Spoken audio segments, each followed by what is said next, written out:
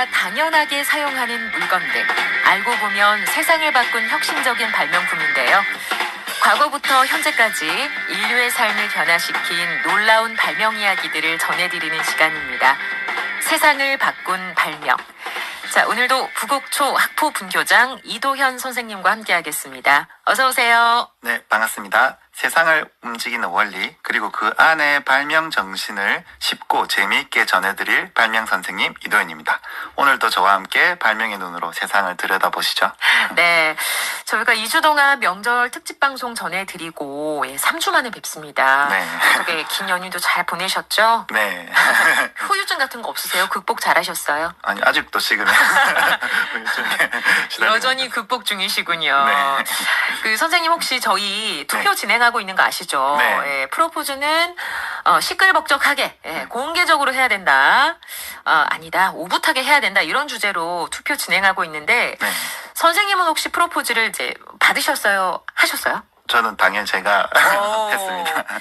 네. 어떤 식으로 하셨어요? 일단 그때 당시에 제 와이프가 이제 주택에 살았었는데 네. 잠깐 나와봐라 해서 막 이렇게 막 하트 같은 거 이게 뭐 불 같은 게 밝혀놓고 나왔을 때 이제 마술을 했는데 링 같은 거를 이게 뭐 그냥 지금까지 알던 사람들은 스쳐가는 인연이다 하면서 막 이게 탁 떨어지게 하고 네. 제가 이제 링을 탁 했을 때 돌면서 이게 탁 걸려서 떨어지지 않고 네, 거기 반지 걸어놓고 이제 이거는 우리의 인연이다 뭐 이러면서 뭐 선물했는데 그땐 되게 낭만적이라 생각했는데 네네. 지금 생각하니까 좀 오글거리는 것 같기도 하고 당시 그러네요. 반응 좋았죠? 네, 반응은 막 울면서 결혼하겠다. 성공적이셨군요. 네, 자, 여러분도 또 추억 속에 그때 생각들이 나실 것 같은데 그때 이야기 보내주셔도 좋고요. 자, 이렇게 오붓하게 해야 된다. 아니다. 공개적으로 해야 된다. 계속해서 투표 진행하고 있으니까 프로포즈에 대한 여러분의 이야기 문자로 전해주시면 되겠습니다. 자, 그러면 발명 이야기로 본격적으로 좀 들어가 볼 텐데요. 오늘 어떤 발명 이야기를 가지고 오셨을까요? 네, 오늘은 제가 개인적으로 굉장히 좋아하는 발명품입니다. 네. 시간을 멈출 수 있는 기계, 바로 사진기입니다. 오, 시간을 멈출 수 있는 기계. 멋진 표현인데요. 진짜 사진을 딱 들여다보면 10년 전에 내가, 또 20년 전에 우리가 이렇게 오롯이 담겨 있잖아요. 시간을 멈출 수 있는 기계, 사진기. 멋진 표현입니다. 자, 사진기의 발명에 대해서 좀 알아볼 텐데요. 사진기의 그럼 원리, 어떻게 시작이 된 걸까요? 네, 사진기의 뿌리는 아주 오래전으로 거슬러 올라갑니다. 네. 고대 그리스의 철학자 아리스토텔레스는 작은 구멍을 통해 들어온 빛이 거꾸로 벽에 비치는 현상을 관찰했습니다. 이 원리가 바로 카메라 옵스큐라, 즉 어두운 방의 원리입니다. 핵심은 바로 빛이 직진한다는 성질인데요. 구멍이 작을수록 들어오는 빛의 양은 줄어들지만 그만큼 이미지가 선명하게 맺히죠. 네. 오늘날의 사진기 조리개 원리도 여기서 비롯된 거예요. 그래서 다만 그 당시에는 빛으로 생긴 상을 고정할 방법이 없었기 때문에 화가들이 그 이미지를 눈으로 보고 그대로 그리는 수준이었다고 하죠. 그렇군요. 자, 그렇다면 그 빛의 이미지를 기록으로 남긴 건 언제였을까요? 네, 1826년 조제프 니옙스가 최초의 사진을 찍었습니다. 예. 그는 이제 감광 물질을 바른 금속판 위에 햇빛을 무려 8시간 동안 노출시켜서 창밖 풍경을 남겼죠. 네. 쉽게 말해서 이제 빛에 반응하는 화학 물질로 그림을 그린 셈인데요. 빛에 닿는 부분은 굳고 닿지 않는 부분은 이렇게 씻겨 나가면서 하나의 이미지가 형성되는 겁니다. 이것이 바로 사진기의 기본 원리죠. 그때 사진은 지금도 프랑스에 이제 보관되어 있는데 세계 최초의 사진이라는 타이틀로 이렇게 불리고 있습니다. 그렇군요. 자, 앞서 관광 물질을 바른 금속판 위에 햇빛을 무려 8시간 동안 노출시켜서 풍경을 남기는 방식. 8시간이라 놀랍는데요. 그러면 길거리를 찍으면 사람들은 찍히지 않았겠네요. 네, 맞습니다. 노출 시간이 너무 길다 보니까 움직이는 사람은 흔적도 남지 않았습니다. 그래서 이제 초기의 도시 사진들을 보면 텅 빈 유령 도시처럼 이렇게 보였죠. 네. 그런데 1838년 루이 다게르가 파리의 거리를 찍은 사진에 가만히 그 자리에서 구두를 닦던 남자의 모습이 선명히 남았습니다. 인류 역사상 처음으로 사람이 찍힌 사진이 되었던 거죠. 그렇군요. 자, 이 사진이라는 게 뭐 예술뿐만이 아니라 과학에도 영향을 줬다고 들었습니다. 네, 그렇습니다. 1878년 영국의 사진가 에드워드 머이브리지는 수백 년간 사람들의 호기심을 자극한 질문 하나에 도전을 했는데요. 예. 말이 달릴 때 그 네 발이 모두 공중에 뜨는 순간이 있을까라는 이런 질문이었죠. 그래서 그는 경주로에 24대의 카메라를 일정 간격으로 세우고 트랙 위에 가는 실을 연결을 했습니다. 네. 그래서 말이 달리면서 실을 끊을 때마다 카메라 셔터가 하나씩 작동하도록 설계를 한 거죠. 그 결과 이렇게 찍힌 연속 사진 속에는 정말로 네 발이 모두 공중에 뜬 찰나의 순간이 담겨 있었습니다.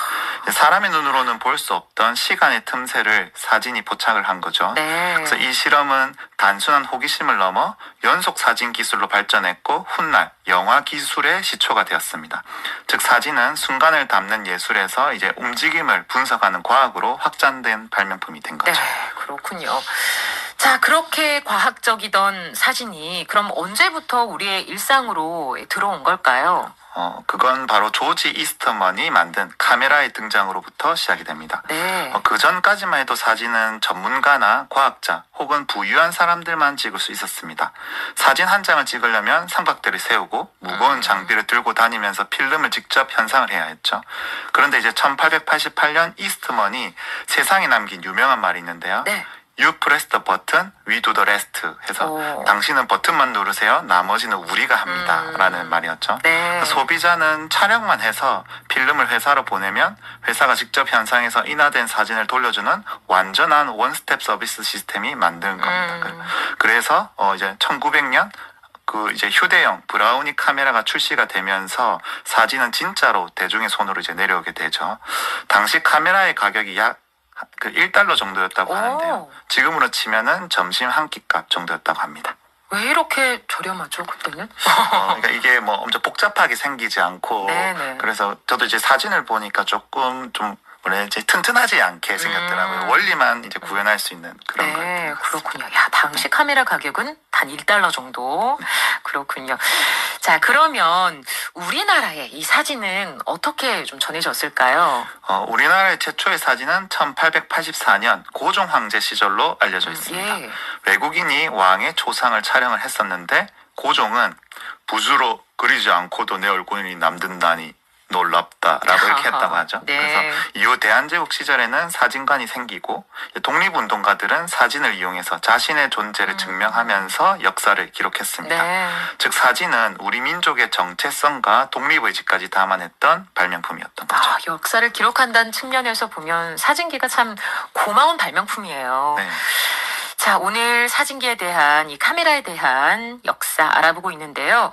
우리 이도현 선생님도 사진과 좀 인연이 깊으시다고 들었어요. 뭐 어떤 이야기예요? 네, 저는 이제 대학 시절에 흑백 필름 사진 동아리 이제 회장으로 활동을 했었는데 사진 찍으셨군요. 네. 수동 필름 카메라를 들고 다니면서 이제 촬영을 한 뒤에 네. 직접 암실에 들어가서 필름에 약품을 묻혀서 교반 작업으로 이제 필름을 현상을 하고 이제 영화 속에 보면은 이제 그 빨간 불빛 아래에서 이제 뭐 인화지 이런 장면들이 나오는데 네. 그 인화지에 이제 빛을 노출시키는 과정을 거쳐서 한 작품씩 이제 어렵게 완성을 시켰습니다. 이제 그때 찍었던 작품 중 하나가 기억을 걷는 시간이라는 이런 사진이 노래 제목 네, 생각이 나요. 맞습니다. 그때 그 노래가 유행했는데 네. 이 사진이랑 좀 어울린다는 느낌을 이렇게 제가 지었었는데요. 예. 그래서 부산의 이제 보수동 헌책방 골목에서 책을 고르는 한 여인의 모습을 아웃포커싱으로 담았었는데 한 미술과 교수님께서 그 사진을 보고 이건 예술이 찍혀있다 이렇게 하면서 작품을 사고 싶다고 하셨던 기억이 아직도 생생합니다. 그래서 그 경험을 계기로 나중에 이제 사진기능사 자격증을 한번 취득해 보려고 도전을 했는데요. 필기시험 합격 후에 제가 이제 군입대를 했었는데 네. 첫 정기 휴가를 전부 실기 연습에 이제 쏟아 부어서 결국 어렵게 합격을 했었던 그 기억이 납니다. 그렇군요. 아니 보수동 헌책방 골목에서 그 여인은 이렇게 네. 섭외를 한 모델이었어요? 아니면 자연스럽게 이렇게 찍힌 사진이었어요? 그때 이제 동아리 이제 구성원들이 같이 갔었는데 네. 그때 제 여자 그 동기 대학 동기 네. 여자애가 이거 책을 고르고 있는데 딱 네. 뭐라 해야 되지 화면이 되게 좋은 거예요. 그래서 네. 이제 탁 찍었는데 제가 의도한 것보다 훨씬 예쁘게 잘 담겨가지고 네, 놀라운 작품이 그래요. 탄생했습니다. 참 사진 한 장 한 장 얼마나 소중했는지 느껴지는 추억 이야기였습니다. 왜 암실에서 한 장의 사진이 완성되기까지 기다려야 했던 그 시간들. 그래서 필름 사진을 왜 기다림의 예술이라고도 하잖아요. 자, 그런 기다림을 좀 짧게 만들어준 그런 발명품이 있었죠. 네, 맞습니다. 지금은 셔터 한 번이면 바로 이렇게 결과를 볼 수 있지만 예전에는 한 장의 사진을 얻기 위해서 현상과 인하에 몇 시간씩 걸렸었죠. 그 긴 기다림을 없앤 사람이 바로 에드윈 랜드라는 사람입니다. 어느 날 이제 그의 딸이 아빠, 사진을 지금 바로 볼 수는 없어? 라고 이렇게 물었는데요. 그 단순한 질문에서 영감을 얻어서 즉석에서 사진이 완성되는 폴라로이드 카메라를 발명해버렸죠. 그래서 왜 안 될까라는 이런 호기심 한마디가 세상을 바꾼 발명이 된 멋진 순간이었습니다. 야, 딸의 한마디로부터 발명이 또 시작됐군요. 네. 재밌습니다. 자, 즉석 카메라 이후에는 이제 필름이 또 사라지고 또 우리가 이제 참 하나의 진짜 혁신이었죠. 디카. 디지털로 전환이 되는 또 한 번의 큰 혁신이 있었잖아요. 네, 맞습니다. 1975년 유명한 사진 회사의 스티븐 사손이 세계 최초의 디지털 카메라를 만들었습니다. 그때 이제 해상도는 0.01 메가픽셀로 굉장히 낮았고요. 무게는 3.6kg, 거의 아령 수준이었습니다. 게다가 사진은 카세트 테이프에 이렇게 또 저장이 됐는데요. 네. 지금처럼 찰칵하고 바로 보는 게 아니라 사진 한 장을 확인하려면 23초나 기다려야 했다고 합니다. 그의 상사가 그거를 보고 사진은 종이로 보는 거지 누가 TV로 본다고 그렇게 해 이런 식으로 이제 말을 했다고 하는데요. 하지만 이제 그때 사손이 만든 이 이상한 카메라가 지금 이제 우리가 매일 쓰는 스마트폰 카메라의 이제 조상님이 되었습니다. 그렇군요. 야, 말씀 듣다 보니 진짜 사진 한 장 한 장이 단순한 이미지가 아니라 아까 말씀하신 것처럼 시간을 멈추는 기적처럼 느껴집니다. 네, 맞습니다. 그래서 이제 흔히 사진기를 빛으로 만든 타임머신이라고도 부르기도 하는데요. 찰나의 순간을 붙잡고 기억을 남기며 세상을 기록하는 발명, 그게 바로 사진기의 매력입니다. 이제 청취자 여러분들도 10월의 어느 멋진 날, 소중한 사람들과의 오늘을 카메라로 꼭 기록해 두시길 바라겠습니다. 네. 자, 오늘 시간을 멈춘 발명, 사진기에 대해서 알아봤습니다. 오늘도 유익한 발명 이야기 이도현 선생님과 함께 했습니다. 고맙습니다. 네, 다음에도 세상을 바꾼 또 다른 발명 이야기로 찾아뵙겠습니다. 네. 야, 시간을 멈추는 발명품 표현 너무너무 멋진데요. 자, 오늘 사진기에 대한 이야기 알아봤습니다. 자, 여러분, 저희 투표 진행하고 있는 거 아시죠? 자, 하루에도 우리 수많은 선택과 결정을 놓고 고민하면서 살아가고 있습니다. 그런 사소한 고민들을 우리 청취자 여러분들과 투표로 정해보고요. 저희가 다정한 행동 백서로 그 투표 내용들 기록하고 있습니다. 행동이 고민이 되실 땐 이 투표 결과들을 한번 이렇게 뒤적여 보시면서 좀 참고를 해주시면 좋겠어요. 누리집에서 확인하실 수 있으니까 내용 한번 확인해 보시고요. 자, 오늘 주제는 이렇습니다. 상대에게 자신과 결혼하기를 청하는 프로포즈. 여러분 해보셨어요? 받아보셨어요? 자, 그 프로포즈를 할 때 프로포즈는 공개적으로 화려하게 해야 한다 대 아니다. 둘이서 오붓하게 조용하게 해야 한다. 자, 두 가지 중에서 여러분 어느 쪽인가요? 자, 수많은 군중 속 나만 주인공이 되는 인생이 흔치 않은 그런 특별한 기억을 남기는 게 좋다. 아니면 너무 남사 싫어. 그런 분들도 계실 것 같습니다. 자, 여러분은 어느 쪽이신지 또 어떻게 하셨는지 여러분의 경험을 보내주셔도 좋고요. 다양한 이야기들 보내주시면 2부에서 투표 결과도 알아보고요. 또 어떤 선택하셨는지 함께 이야기 재미있게 나눠보겠습니다. 자, 프로포즈 공개적으로 화려하게 돼 둘이서 오붓하게 중 하나를 선택해서 짧은 글은 50원, 긴 글 100원의 정보 이용료 있습니다. 샵 9550번으로 선택 이유와 함께 문자 보내주시면 되겠습니다. 자, 오늘 1부 끝곡은 로이킴의 할아버지와 카메라 전해드리고요. 저는 잠시 후 2부 순서로 다시 오도록 하겠습니다.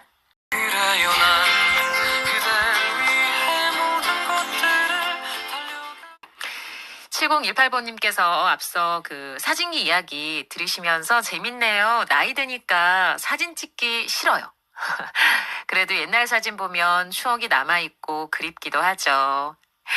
맞아요. 이렇게 저도 점점 이제 예전에는 뭐 셀카도 많이 찍고 이렇게 막 찍히기 좋아하다가 점점 누군가를 찍는 걸 이제 선호하는 쪽으로 바뀌는 것 같아요. 이게 사진을 딱 찍어가지고 내가 보고 싶을 때 이렇게 들여다보고 하는 시간이 참 좋거든요. 이게 스마트폰 진짜 카메라 이게 만드신 분 진짜 고맙다는 생각도 들고 저는 이제 사진 찍으면 그 앨범으로 이렇게 많이 보관을 하거든요. 제가 직접 메모도 해가지고 만들어가지고 이렇게 쌓아두면 나만의 어떤 기록이 쌓이는 것 같아서 참 좋습니다. 저희 집에 책이 여러 권 있거든요. 사진 책이.